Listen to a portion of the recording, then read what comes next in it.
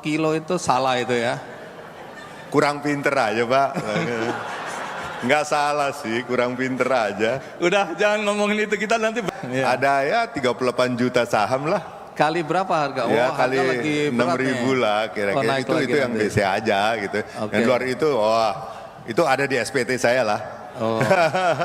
Jadi yang di BCA pemegang saham berapa tadi? Berapa banyak? 38 juta saja. 38 juta. Silakan dihitung masing-masing.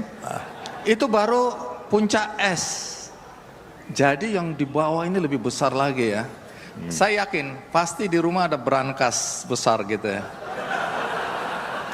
Biasanya jujur kata nih Pak ya, yang punya brankas itu banyak yang nggak terdaftar di SPT katanya. Kalau saya mah semuanya ada di bank, ada di mana-mana, jadi langsung recorded, gitu Pak. Jadi uangnya disimpan di mana aja? Wah itu pasti di BCA lah ya.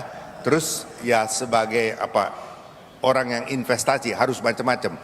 Jadi apakah di security company, apakah di reksadana, apakah di insurance. Jadi kita memang harus memisah, di samping kita punya properti sendiri gitu ya. Jadi kita pecah di suatu basket ya, investment. Jadi resiko tanda petik ya, kan kita bicara risiko juga nih. Harus kita pilah-pilah dan pecah-pecah supaya tersebar risikonya.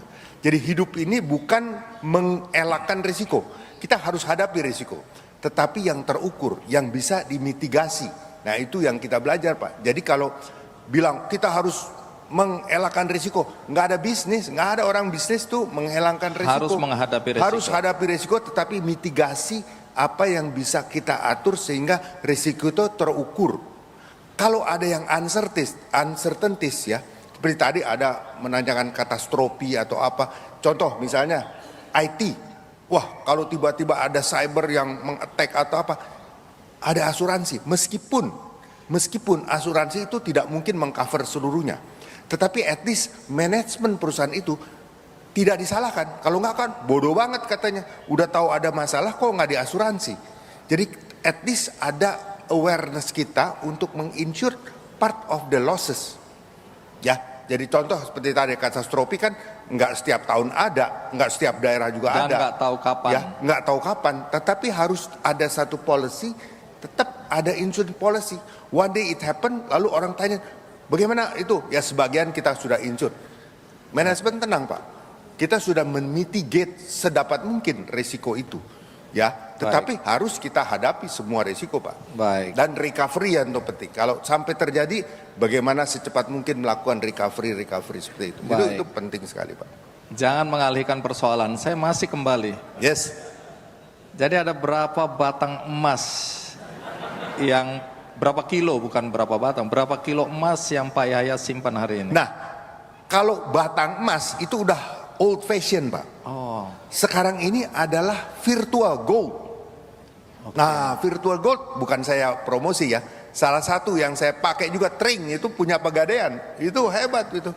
Bisa beli ya. Ini bukan promosiin Pegadaian ya, emang kenyataan. Kita bicara kalau yang bagus gitu. Pakai fakta gitu. Di sini ada teman BSI juga nih. Oh, BSI bisa juga, tapi kebetulan belum di BSI. Oh, iya. segera Pak Anggoro ya, Pak Anggoro itu teman dulu. Saya di Hawaii bareng-bareng Pak Anggoro, kita breakfast bareng-bareng. Teman saya di BNI juga itu. Nah, di BCA Syariah juga ada, makanya saya nggak sebut BSI, sama-sama kan. Tapi saya independen Pegadaian yang saya sebut gitu kan. Memang ya, kalau udah level pimpinan tuh pinter banget ya untuk ngeles itu ya. Jadi nggak ada batangan yang disimpan gitu? Ya sedikit-sedikit ada, tapi kalau yang jumlah besar saya lebih baik virtual. Kenapa? Karena virtual anytime mau jual juga bisa, mau beli juga bisa, gampang. Jadi yang nyimpen sampai 74 kilo itu salah itu ya? Kurang pinter aja Pak. Nggak salah sih, kurang pinter aja. Udah jangan ngomongin itu, kita nanti bermasalah. Pak Yahya, kalau saya sih nggak bermasalah saya. Saya orang merdeka. Merdeka ya? Nggak jadi komisaris tadi soalnya. Oke. Pak Yahya, ini kan sebenarnya acara GRC ini tiap tahun saya ikuti. Ini sebenarnya tujuan salah satu juga untuk mengingatkan kita semua tentang pentingnya ya, tata kelola ya, good governance, kemudian risk management, kemudian juga ada soal bagaimana kepatuhan kita ya, compliance itu. Kita kan selalu diingatkan soal itu. Nah, tapi kan realita juga kita harus ceritakan bahwa banyak di antara teman-teman Pak Yahya, ya, walaupun saya melihat ke Pak Yahya, tapi ini teman-teman Pak Yahya, di dalam usaha, dalam kompetisi yang begitu ketat, itu harus menghadapi kenyataan bahwa kalau kita tidak curang, kita tidak menyuap pejabat-pejabat, tidak memberikan gratifikasi untuk mendapatkan izin, proyek, dan seterusnya, kita akan kalah dalam kompetisi. Sampai di sini bagaimana Pak Yahya melihat situasi dan kondisi ini dalam persaingan usaha? Salah Saya mau satu duduk atau berdiri? Berdiri aja Pak, lebih Oke. enak berdiri. Dari segi prinsip governance, itu sudah menyebutkan tata kelola untuk apakah itu organisasi, apa perusahaan, bahkan pemerintah pun harus mengikuti suatu governance yang terukur dan teratur dalam mengendalikan unit yang dipercayakan. Nah, di balik itu, apa yang penting? Values, etik, terus integrated. Itu semua harus tetap ada menjadi dasar utama, Pak. Nah, di dalam pelaksanaan memang kadang-kadang ada godaan-godaan seperti tadi. Nah, pertanyaannya, apakah pintu itu hanya di one and only? Nah, ini saya juga tidak menyalahkan ya. Banyak hal yang terjadi bahwa itu satu-satunya, jujur aja dah, contoh IMB kalau enggak, misalnya pengusaha katakan retail, dia mau membuat IMB, dia perlu cepat.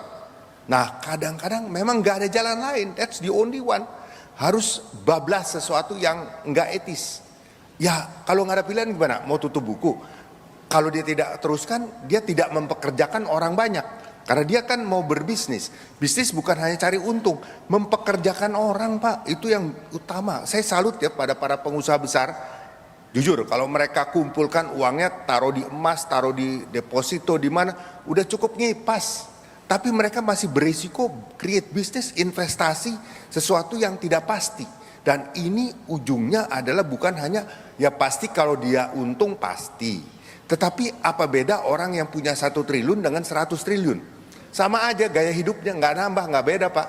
Ya, tetapi dengan activity itu, dia meng-create employment. Kita masih butuh employment. Employment di mana-mana itu menerbitkan buying power, Pak. Kalau di setiap negara buying power bertambah, maka ekonomi akan jadi bagus. Jadi ini ada derivatif daripada intinya itu, Pak. Jadi kalau memang orang udah pada kagak mau investasi, hati-hati. Berarti pada saat ini oke, tapi ke depan akan repot. Jadi ini adalah suatu paket yang harus kita siapkan untuk tetap melakukan investasi. Syukur kalau tadi yang Bapak katakan, usaha-usaha untuk mengganjal normal bisnis itu ada, tolong itu yang harus dibereskan. Supaya betul-betul rapi semuanya sesuai dengan